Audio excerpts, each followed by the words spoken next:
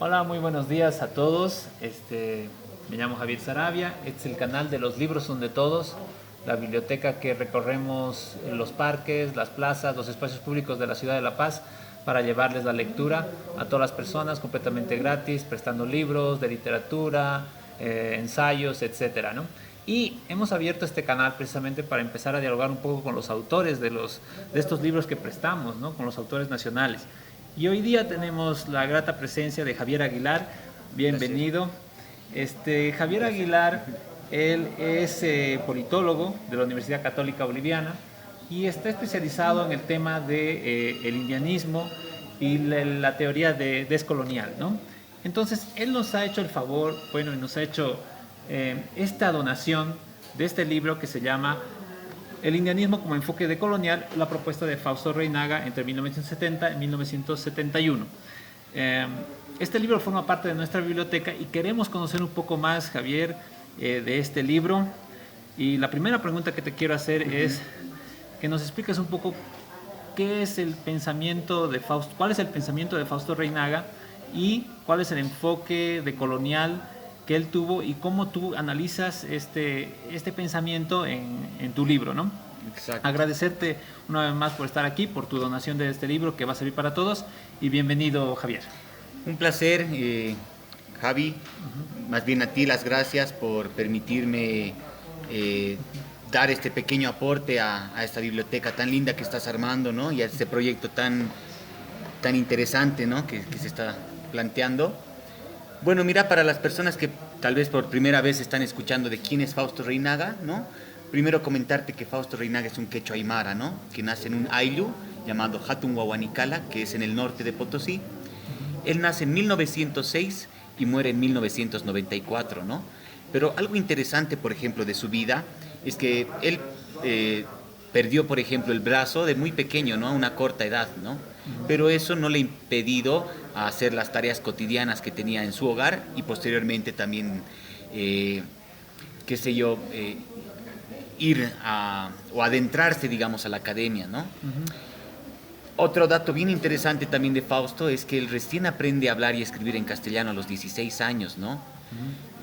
Justamente porque él nació en este lugar que te comentaba anteriormente, en Macha, en la provincia de Chayanta, donde tenían una ascendencia quechua-aymara en este caso, ¿no? Bueno, mira, Fausto Reinaga escribe a lo largo de su vida 32 libros que se dividen en tres etapas de pensamiento diferentes, ¿no? La primera etapa es conocida como la etapa marxista, nacionalista, indigenista. La segunda etapa es la etapa indianista y su tercera etapa se la conoce como la etapa del pensamiento máutico, ¿no? En el caso mío, yo he abordado en el libro, justamente como indicabas, las fechas 70 y 71, donde justamente estas fechas pertenecerían a la segunda etapa de pensamiento de Reinaga, que él lo denominó como indianismo, ¿no?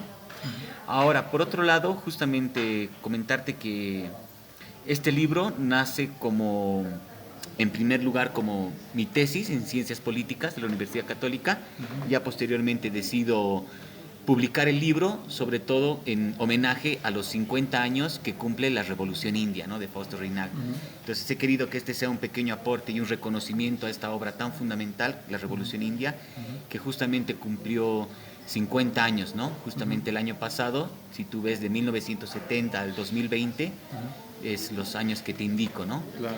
Y bueno, ha sido ese pequeño aporte que he querido desarrollar y justamente ahí enlazo lo que es el indianismo como, con el enfoque decolonial, asumiendo justamente la decolonialidad, a diferencia de la descolonización en este caso, como una herramienta teórico-conceptual, ¿no? Por un lado, que justamente pretende visibilizar estas luchas subalternas en contra de la colonialidad, ¿no? Ahora, cuando hablamos, por ejemplo, de la decolonialidad, podemos hablar de autores que están inmersos en un grupo que se llama modernidad-colonialidad, donde por ejemplo están Walter Mignolo, Catherine Walsh, Aníbal Quijano, Enrique Dussel, ¿no? Bueno, Aníbal Quijano nos dejó hace un par de años atrás, ¿no? Pero están estos intelectuales, por ejemplo, que están constantemente proponiendo temáticas, ¿no? A la mesa de debate, pero sobre todo desde el ámbito de la academia, ¿no?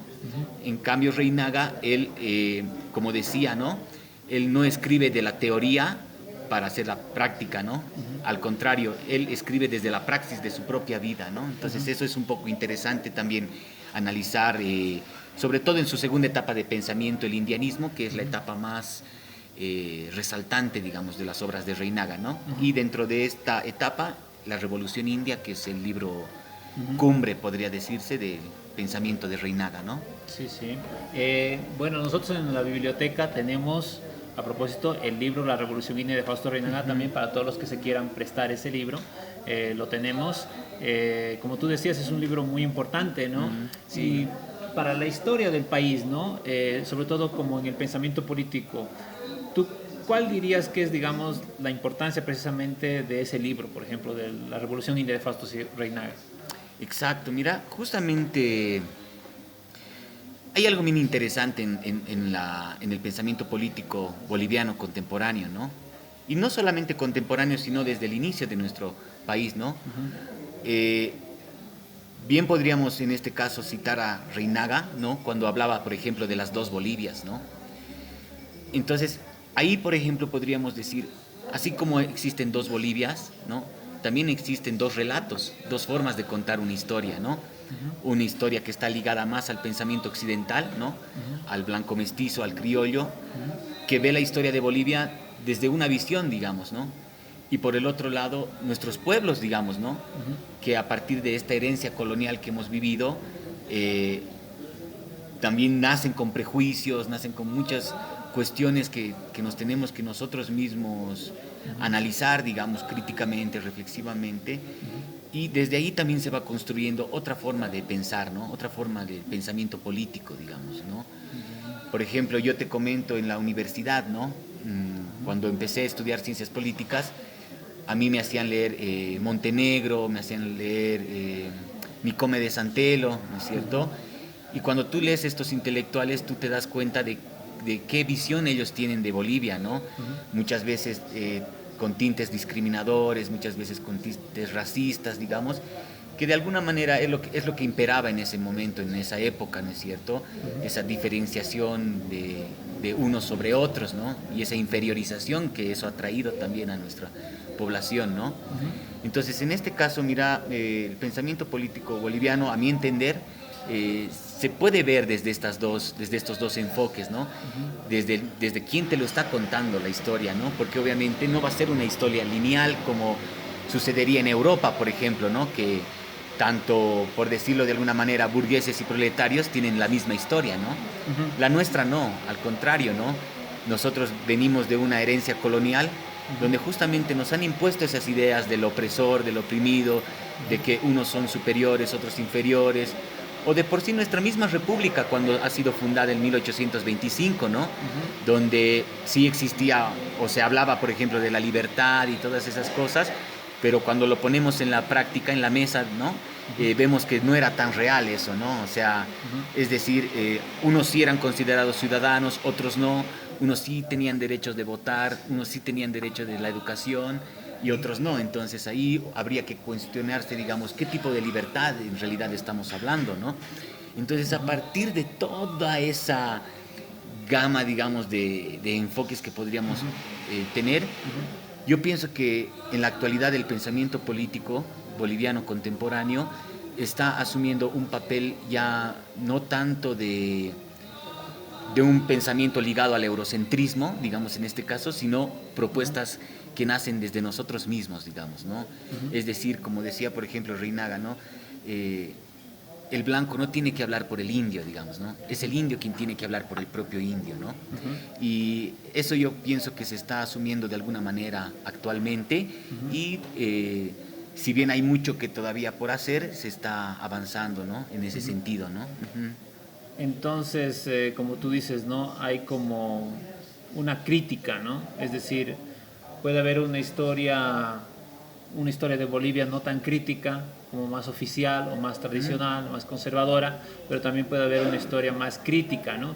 Que creo que Fausto Reinaga precisamente hizo eso, ¿no? Una crítica también a la historia misma, porque Fausto Reinaga, ¿no? Él hacía mucha, o se basaba mucho en la historia también, ¿no?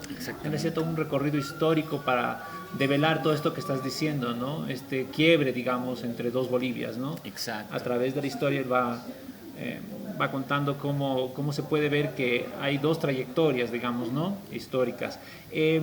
Lo que yo veo es que nuestro público, ¿no es cierto?, lo que nos están viendo, los que van a nuestra biblioteca, al ver tu libro, que seguramente ya se lo van a prestar para leerlo y para interiorizarse más sobre tu propuesta de cómo leer la obra de Fausto Reinaga, también se van a preguntar por qué otras obras y autores pueden continuar leyendo para ir ampliando un poquito más su conocimiento sobre todo esto.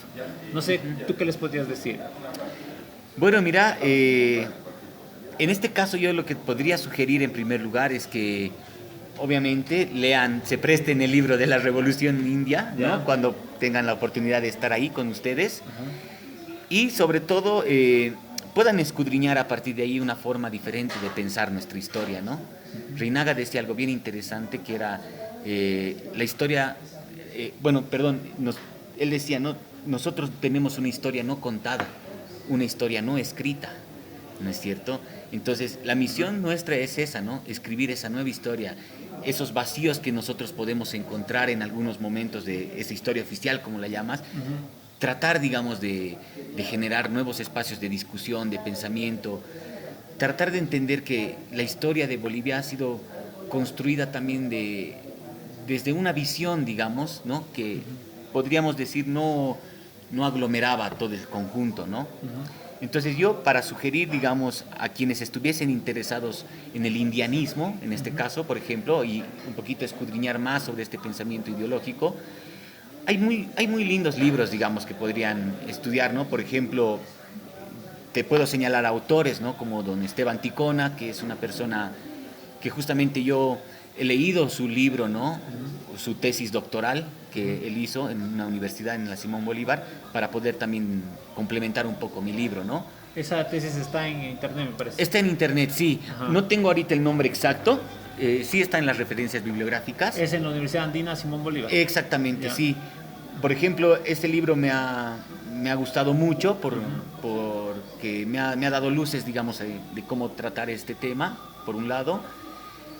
Y bueno, ahora también hay nuevos intelectuales que están saliendo, ¿no?, a luz, justamente con esta temática del indianismo. Creo que uno de los que más ha resaltado en este último tiempo es Carlos Macusaya, ¿no?, con uno de sus últimos libros que tiene un título bien rimbombante, digamos, ¿no?, en ese sentido. Entonces, tal vez sugerir a las personas que puedan leer también a nuevos intelectuales, a nuevos autores, ¿no?, y sobre todo tal vez que aprovechen esto de que estamos presentes aquí en este mundo, digamos, ¿no? Tal vez en algún momento se va a quedar el libro, pero ya nosotros tal vez nos habremos ido. Claro. Sí, ya. Pero eso, ¿no? Y bueno, por otro lado, para también las personas que están interesadas en esta línea del pensamiento crítico decolonial, como te mencionaba, ¿no? Tal vez más que libros, también sugerirte autores, ¿no? Como por ejemplo, interesante podría ser leer a intelectuales que se hacen llamar de estudios postcoloniales y de estudios subalternos, que los toco en el libro, por ejemplo. Están Frantz Fanon, están Edward Said, están Abdelkebir Katibi, ¿no? ¿Árabes todos o africanos? Sí, bueno, Frantz Fanon es argelino, ¿no? Es argelino, pero su lengua era el francés, ¿no? Entonces, él, por ejemplo, escribe 2 libros muy interesantes para leer.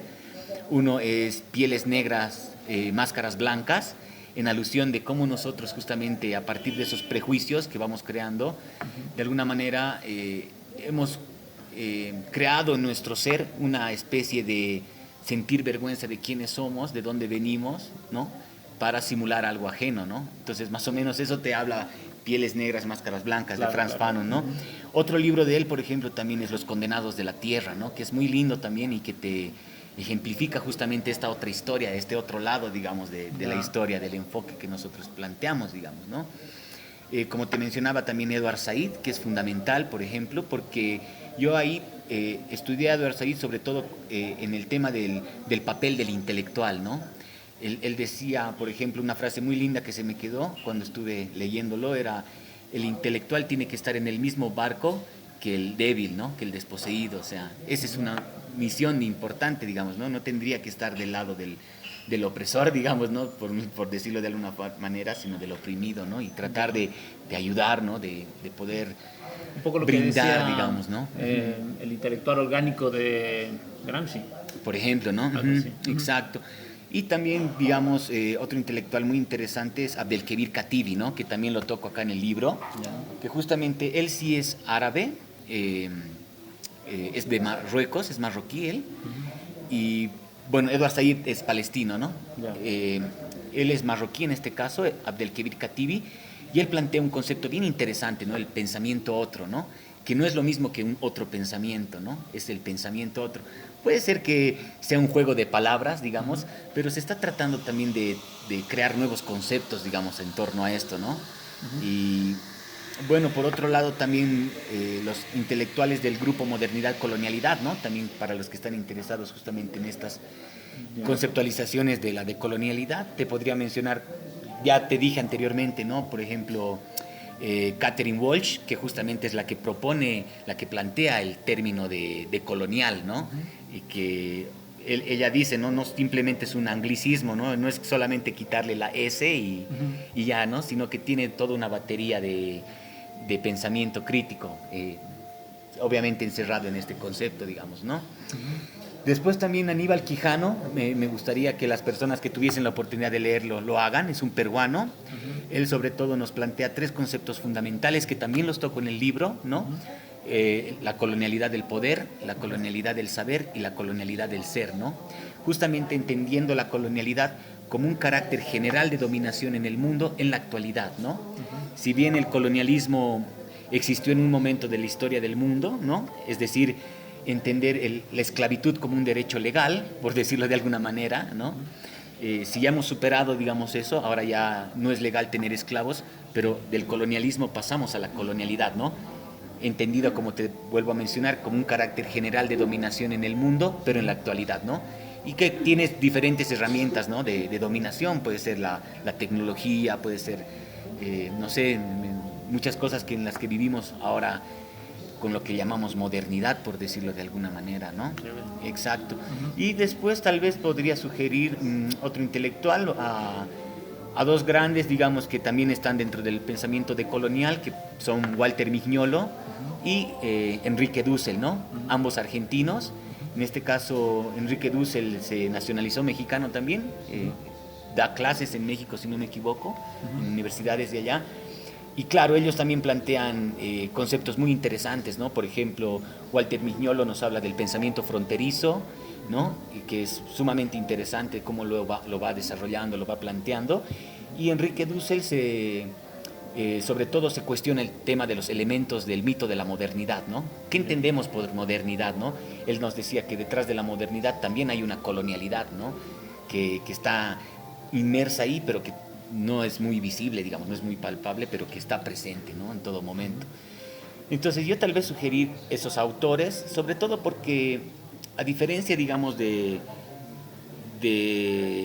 la política como una práctica, por decirlo de alguna manera, ¿no? Ellos te plantean la política como una herramienta de análisis, de pensamiento crítico, pero también ligado a la academia, ¿no? Que es donde ellos también de alguna manera pertenecen, ¿no? Claro, es chévere. Yo creo que todos compartimos unas preocupaciones sociales por lo que nos está pasando, ¿no? Por lo que vemos día a día, pero hay algunos que queremos pasar de esa preocupación, digamos, cotidiana o más de la persona común a algo un poquito más, una reflexión un poquito más crítica. Exacto. Y en esa reflexión pues necesitamos una ayuda un poquito de, por ejemplo, cosas como tu libro, muchas o gracias. como todos estos autores que tú estás mencionando y todos estos otros libros, para ir reflexionando un poquito más, ¿no? Ir adentrándonos con más profundidad, con más elementos para formar un poquito de pensamiento, ¿no? Entonces, exactamente, sí. Esta es la idea y eso es lo que queríamos hacer y queremos hacer con este canal, presentar autores, obras como la tuya para precisamente ayudar a las personas a ir adentrándose un poquito más en los temas, ¿no? No, más bien muchísimas gracias, Javi. Felicito tu emprendimiento, todo esto que estás armando, ¿no? Este proyecto tan hermoso, tan rico que tienes, ¿no? Que te deseo todo el mejor augurio, que las personas siempre estén ahí donde estés, pidiendo libros, prestándose y leyendo muchos intelectuales, muchos autores nacionales, internacionales, que debes tener ahí una linda biblioteca para ir revisando. Sí, sí. Y no, sobre todo invitar a las personas que también lean el libro, ¿no? El libro que he tenido la oportunidad de sacar el año pasado. Bueno, comentarles también así un poquito extra a lo que estábamos hablando, que justamente este libro lo he sacado en diciembre, ¿no? Del año pasado. Justamente la presentación del libro fue en el MUSEF, en el Museo de Etnografía y Folclore. Y de diciembre a marzo, bueno, se acabó, ¿no? El libro, ¿no? Se agotó. Estoy trabajando en una posibilidad de que salga una segunda edición, ¿no? Este año. Pero bueno, más bien yo agradecido de las personas que han tenido el interés, ¿no? De poder adquirir un ejemplar y sobre todo leerlo. Espero que sea un lindo aporte, un aporte más, digamos, ¿no? También a este pensamiento político boliviano que estamos queriendo construir, ¿no? En la actualidad. Y bueno, también igual a las personas que están interesadas en el libro, tal vez puedan ingresar al Facebook. El libro tiene su propia página, tal vez ahí puedan revisar algunas cuestiones que les interese al respecto. Y no, simplemente agradecerles. Es un libro que está escrito en 3 partes. La primera parte habla de justamente una aproximación de la vida y de las obras de Fausto Reynaga, ¿no? Donde justamente hago un pequeño, no digamos resumen, pero sí toco, digamos, las 3 etapas de su pensamiento, toco un poco de cómo fue la vida misma de Fausto Reynaga, ¿no? Esas particularidades que te comenté en un principio. Ya la segunda parte del libro es cuando ya, como les mencionaba, toco ya una parte más teórica, más académica en este caso, ¿no?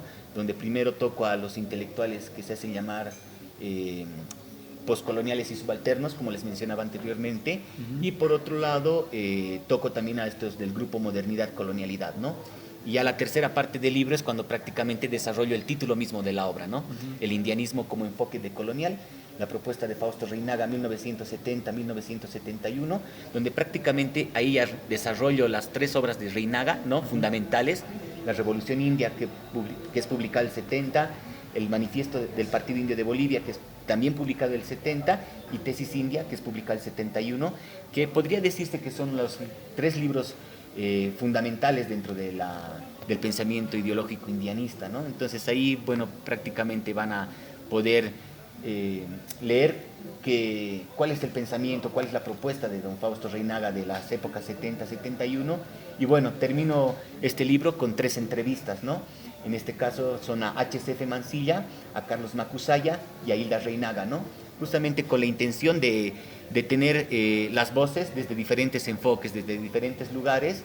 Y bueno, pues ese es el libro, ¿no? Que es un homenaje a los 50 años de nuestro amauta Fausto Reynaga, ¿no? Más bien, muchísimas gracias por la invitación. Gracias, Javier. Y bueno, para finalizar, decirles que todas estas, vamos a hacer un intento de poner en el comentario, digamos, debajo del video de YouTube, tu página de Facebook para que la gente pueda entrar, y algunos enlaces a algunos de los autores que tú has mencionado. Por favor, claro, sí, desde luego. Para que así todos puedan tener, porque hay muchas de estas obras que están publicadas en internet, entonces para poder ir leyendo y que ustedes tengan también esa referencia. Entonces nada más, agradecerte una vez más, Javier, agradecerle a María René que ha estado tomando este video, y nada, ya nos encontraremos en una próxima ocasión. Muchas gracias. Gracias.